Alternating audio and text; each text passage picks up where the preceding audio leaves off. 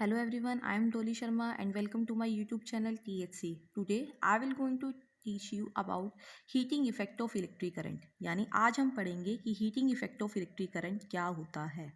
देखिए, जब भी कोई भी कंडक्टिंग वायर होती है जिसका रेजिस्टेंस काफ़ी ज़्यादा हाई होता है, अगर उसके अंदर करंट थोड़े टाइम के लिए फ़्लो होता है, कॉन्टिन्यूसली फ़्लो होता रहता है, तो वो जो वायर है जो कि हाई रेजिस्टेंस वायर है वो हॉट हो जाती है, गर्म हो जाती है और वो हीट प्रोड्यूस करना स्टार्ट कर देती है, यानी गर्म हो जाती है।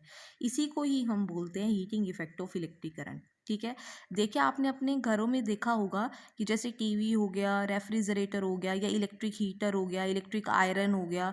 ठीक है, आयरन जो होती है वो क्या होती है, जब थोड़े टाइम के लिए आप उसके अंदर करंट फ्लो करते रहते हैं, ठीक है, थोड़े टाइम के लिए वो ऑन रहती है, तो क्या होता है उसके अंदर हीट प्रोड्यूस होना स्टार्ट हो जाते हैं, वो गर्म हो जाते हैं। तो यही हीटिंग इफेक्ट को शो करते हैं। जो ये अप्लायंसेस होते हैं हमारे घरों पे, इसके अंदर हीट इसीलिए प्रोड्यूस्ड होती हैं क्योंकि इनकी जो वायर जिनसे ये इनकी जो कोयल होती है, जो ये अप्लायंसेस होते हैं आपके घरों में, इनकी जो कोयल होती है इनका रेजिस्टेंस काफ़ी ज़्यादा हाई होता है। ठीक है, तो ये जो इनके इनके अगेंस्ट इनके अंदर करंट को फ्लो करने के लिए उसके अगेंस्ट वर्क डन करना पड़ता है। तो यही जो इलेक्ट्रिक वर्क डन है, यानी कि जो इलेक्ट्रिक एनर्जी है, वो इलेक्ट्रिक एनर्जी सारी की सारी हीट एनर्जी में कन्वर्ट हो जाती है। इसी वजह से वो हीट अप यानी हीट को एमिट करना स्टार्ट करते हैं। तो इसे ही heating effect of electric current बोलते हैं। That is when an electric current is pass through a high resistance wire like nichrome wire, the resistance wire become very hot and become heat. This is called heating effect of electric current, and this heat is produced because the electric energy spent or electric work done in moving the charge is converting into heat energy. Is it clear? Now derivation of heat energy. अब heat energy जो produce हुई है, वो कितनी heat energy produce हुई है, वो कैसे हम पता लगाएंगे, तो उसकी डेरिवेशन करते हैं। देखिए, we know that W is equals to Q into V, which is first equation, where W is the work done by the current, यानी जो वर्क डन होता है वो किसके इक्वल होता है, चार्ज इंटू पोटेंशियल डिफरेंस। ठीक है, तो ये हमारे पास फर्स्ट इक्वेशन होगी। आई का जो करंट का फॉर्मूला होता है वो क्यू बाई टी होता है, तो यहाँ से क्यू की वैल्यू निकाल दीजिए। क्यू की वैल्यू क्या आएगी, आई इंटू टी, ये सेकेंड इक्वेशन होगी। नाउ सेकंड जो हमारे पास फ्रॉम ओम्सला क्या कहता है, जो पोटेंशियल डिफरेंस होता है वो किसके इक्वल होता है, आई इंटू आर, यानी V equals to I R. ये हमारे पास थर्ड इक्वेशन। तो देखिए हमारे पास ये जो फर्स्ट इक्वेशन है, इसमें Q और V की वैल्यू सेकंड और थर्ड इक्वेशन से पुट कीजिए, तो हमारे पास W की वैल्यू आ जाएगी। और वो क्या आएगी, देखिए ध्यान से, जो हमारे पास यहाँ पर W की वैल्यू है, Q की जो वैल्यू आई इंटू टी पुट किया, V यहाँ पर जो V है आई इंटू आर पुट किया, तो आई इंटू आई स्केयर हो गया, R इंटू टी, यानी जो ये वर्क डन है वो किसके इक्वल आया, I square into R into T. तो अब हम ये एज्यूम करते हैं कि जो जितना भी जो वर्क डन हुआ, इलेक्ट्रिकल वर्क डन हुआ है टू मूव अ चार्ज, यानी टू मूव द करंट, तो वो सारा का सारा वर्क डन हीट एनर्जी में कन्वर्ट हो जाता है। तो इस वर्क डन को मैं हीट ही बोलूँगी। तो इसलिए ये हीट जो है यही वर्क डन के बराबर है, जो कि I square into R into T के बराबर है। तो जो ये फॉर्मूला है, ये फॉर्मूला हमें क्या देता है, हीट प्रोड्यूस जो इलेक्ट्रिकल अप्लायंसेस में होती है वो देता है, और इसकी जो यूनिट है वो हमारी जूल होती है। तो वो यही बताता है, when a current I ampere flows in a wire of resistance capital R for time T second, यानी टी टाइम जो है इतने टाइम के लिए वो फ्लो करता है, कौन, करंट फ्लो करता है वायर के अंदर जिसका रेजिस्टेंस क्या है, कैपिटल आर। तो इसको हम Joule's law of heating effect भी कहते हैं। तो ये लॉ क्या बोलता है, according to this law heat produce in a wire, जो वायर के अंदर हीट प्रोड्यूस होती है वो डायरेक्टली प्रोपोर्शनल है स्क्वायर ऑफ द करंट, यानी आई स्क्वायर, यानी उस वायर के थ्रू जो करंट फ्लो कर रहा है उसके स्क्वायर के, साथ ही साथ उस वायर का जो रेजिस्टेंस है आर, यानी उसके भी डायरेक्टली प्रोपोर्शनल है हीट, और साथ ही साथ कितने टाइम के लिए करंट फ्लो कर रहा है उस टाइम के भी डायरेक्टली प्रोपोर्शनल है। तो ये हीट प्रोड्यूस जो इलेक्ट्रिकल अप्लायंसेस के अंदर होती है वो किसके इक्वल होती है, I square into R into T. I current है, आर रेजिस्टेंस है वायर का, टी टाइम है। ठीक है, ये तो था heating effect of electric current. अब हम पढ़ेंगे कि एप्लीकेशन किस किस, जो एप्लीकेशन है heating effect of electric current की, कहाँ का ये इफेक्ट हमें देखने को मिलता है। तो पहला जो heating effect of electric current है वो है इलेक्ट्रिक हीटर, इलेक्ट्रिक आयरन हो गया, वाटर हीटर हो गया जिससे पानी गर्म करते हैं, ये सारे के सारे जो अप्लाइंसेस है जो हमारे घरों में यूज़ होते हैं, ये heating effect of electric current पे ही काम करते हैं। तो क्या होता है, इसको ध्यान से सुनिए। जो ये अप्लायंसेस होते हैं, जब इनको इलेक्ट्रिसिटी की सप्लाई से कनेक्ट किया जाता है तो एकदम से ये गर्म हो जाते हैं, यानी हॉट हो जाते हैं। लेकिन जो इनकी वायर होती है, जिस वायर के थ्रू आप कनेक्ट करते हो, ठीक है, स्विच ऑन करते हो और वायर लगाते हो, वो वायर कोल्ड ही रहती है, वो वायर गर्म नहीं होती। लेकिन जो वो अप्लायंसेस है, उन अप्लायंसेस के अंदर जो कोयल लगी होती है, अंदर वायर की होती है, वैसे उनकी कोयल अलग वायर एलोइस की बनी होती है, वो हॉट हो जाती है।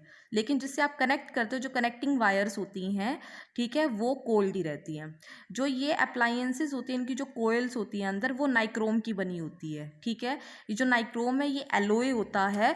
इसकी जो रेजिस्टेंस होता है, इसका जो रेजिस्टेंस है वो काफ़ी ज़्यादा क्या होता है, हाई रेजिस्टेंस होता है। तो हाई रेजिस्टेंस है तो H equals to I square into R into T, यानी जो हीट है वो आर के डायरेक्टली प्रोपोर्शनल है। तो जितना ज़्यादा आर यानी रेजिस्टेंस ज़्यादा होगा, उतना ही ज़्यादा हीट प्रोड्यूस होगा। तो जितना ज़्यादा हीट प्रोड्यूस होगा तो वो उतने ही ज़्यादा गर्म हो जाएंगे, यानी हॉट हो जाएंगे। लेकिन मैंने जो कनेक्टिंग वायर की बात करी कि वो कोल्ड रहती है, क्योंकि वो कॉपर और एल्यूमिनियम की बनी होती है। तो जो कॉपर एल्यूमिनियम है, इनका रेजिस्टेंस स्मॉल होता है। तो अगर स्मॉल रेजिस्टेंस है तो हीट भी क्या होगी, कम प्रोड्यूस होगी, इसीलिए ये कोल्ड रहते हैं, ठीक है। नाउ नेक्स्ट हमारे पास है कि जो नेक्स्ट एप्लीकेशन है heating effect of electric current की, वो क्या है कि जो इलेक्ट्रिक बल्ब होते हैं जो ग्लो करते हैं, कब, जब इलेक्ट्रिक करंट उनके अंदर से फ्लो करता है। किसके अंदर फ्लो करता है, जो बल्ब के अंदर एक फिलामेंट होता है, उस बल्ब के फिलामेंट में से जब करंट पास करता है तो ये ग्लो करना स्टार्ट कर देता है। तो इसमें कैसे हीटिंग इफेक्ट आया, तो ध्यान से देखिए। जो फिलामेंट होता है इलेक्ट्रिक बल्ब का, वो टंगस्टन होता है, टंगस्टन मेटल इसका बना होता है। और टंगस्टन मेटल जो होता है, इसका मेल्टिंग पॉइंट काफ़ी ज़्यादा हाई होता है, और साथ ही साथ इसका रेजिस्टेंस भी जो होता है फिलामेंट का, जो कि टंगस्टन का बना हुआ है, वो भी काफ़ी ज़्यादा हाई है। तो अगर रेजिस्टेंस हाई इसका है बहुत ज़्यादा, तो उसके लिए जो हीट प्रोड्यूस होगी वो भी बहुत ज़्यादा होगी, क्योंकि जो हीट है वो I square into R into T है, यानी आर के भी डायरेक्टली प्रोपोर्शनल है वो। इसीलिए ज़्यादा से ज़्यादा हीट प्रोड्यूस होगी जितना ज़्यादा करंट इसके अंदर फ्लो करेगा, और रेजिस्टेंस भी इनका हाई होता है, इसीलिए इसमें ज़्यादा अमाउंट में हीट प्रोड्यूस होती है। तो इस due to this large amount of heat produced, जो फिलामेंट होता है बल्ब का, वो उतना ही ज़्यादा वाइट हॉट यानी गर्म हो जाता है, और लाइट और हीट को एमिट करता है, ठीक है। इसीलिए जो इलेक्ट्रिक बल्ब होते हैं, जब थोड़े टाइम के लिए ग्लो करते हैं तो वो बहुत ज़्यादा हॉट हो जाते हैं, because of the heating effect of electric current. क्योंकि उस जो टंगस्टन है उसका रेजिस्टेंस हाई होता है, हाई रेजिस्टेंस की वजह से हीट भी हाई प्रोड्यूस होती है, इसीलिए जल्दी ज़्यादा गर्म हो जाता है। थर्ड हमारे पास आता है the most important topic, electric fuse. जो इलेक्ट्रिक फ्यूज़ होता है सर्किट के अंदर, वो मेल्ट हो जाता है कई बार। जो फ्यूज़ हम लगाते हैं अपने अपने घरों में, जब कब होता है ये मेल्ट, जब लार्ज अमाउंट ऑफ करंट इसके अंदर प्रोड्यूस होता है। तो देखिए, सबसे पहले इलेक्ट्रिक फ्यूज़ होता क्या है। इलेक्ट्रिक फ्यूज़ एक सेफ्टी डिवाइस होता है, जो हमारे घरों में जो सर्किट होता है उसके साथ सीरीज़ में कनेक्ट किया जाता है, ठीक है। तो इसमें जो वायर लगी होती है फ्यूज़ के अंदर, वो वायर जिस मटेरियल की बनी होती है, हमें वो मटेरियल ऐसा लेना होगा हमेशा जिसका मेल्टिंग पॉइंट क्या होता है, लो होता है, ठीक है। कि जब भी इसके अंदर कोई भी करंट पास हो सर्किट के अंदर, अगर वो सर्किट के हिसाब से अगर लार्ज अमाउंट ऑफ करंट है, तो वहाँ एक हीट प्रोड्यूस होती है काफ़ी ज़्यादा लार्ज अमाउंट में।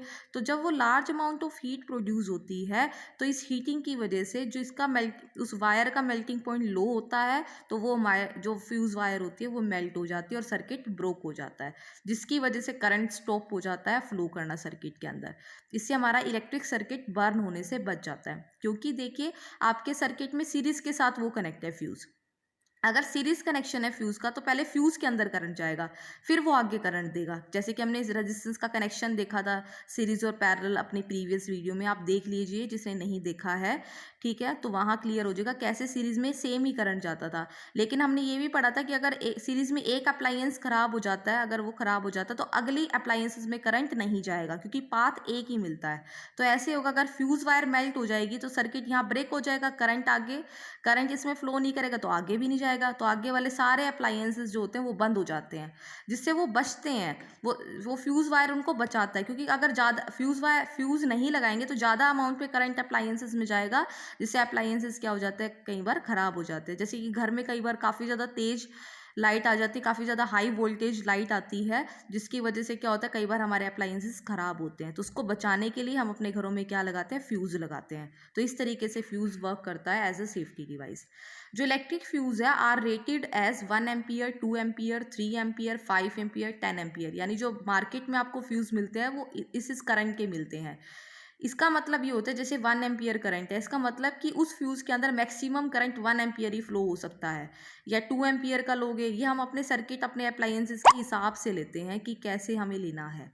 ठीक है, कि अगर हम 5 एम्पियर का फ्यूज़ अपने सर्किट में लगा रहे हैं, इसके अंदर मैक्सिमम 5 एम्पियर का करंट ही फ्लो होगा।